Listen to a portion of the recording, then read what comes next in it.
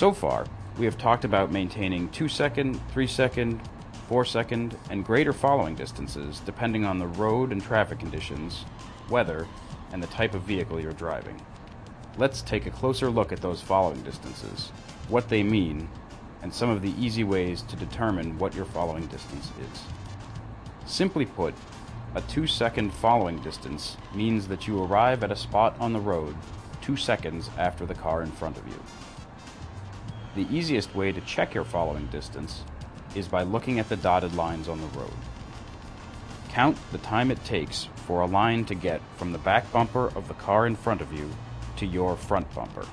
Dotted lines on the pavement are the best spots for checking your following distance, because since they are right on the road surface, it's easy to judge when exactly a car passes one, and they don't force you to take your eyes off the road while you check.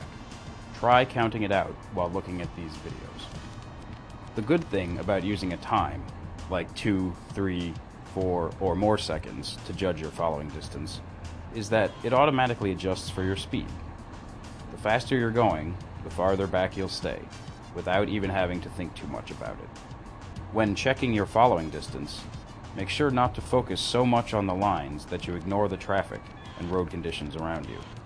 Checking your following distance should be a part of your driving awareness routine, just like checking your mirrors and scanning the road.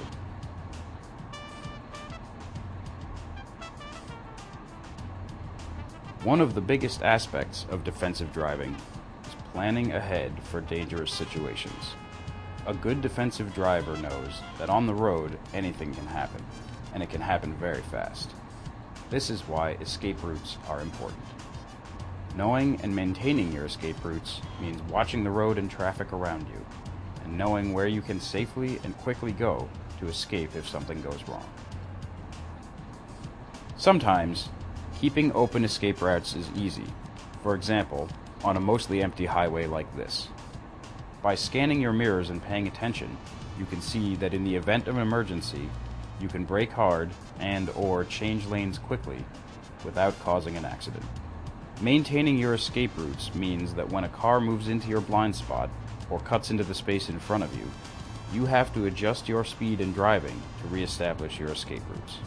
Sometimes it is much harder to see and maintain your escape routes. In heavy highway traffic, you may not be able to keep clear space to your sides or a nice long space in front of and behind you. In these circumstances, you should try to drive slowly and leave as long a following distance as possible, so that you have more time to react to anything that happens. Staying in the outside lanes can also provide you with an added escape route onto the shoulder of the road in an emergency. Escape routes are important off the highway as well. Always watch for potential hazards, like traffic entering the road from the side, and think of a plan that will allow you time to slow down and space to maneuver around a red light runner or someone who cuts you off.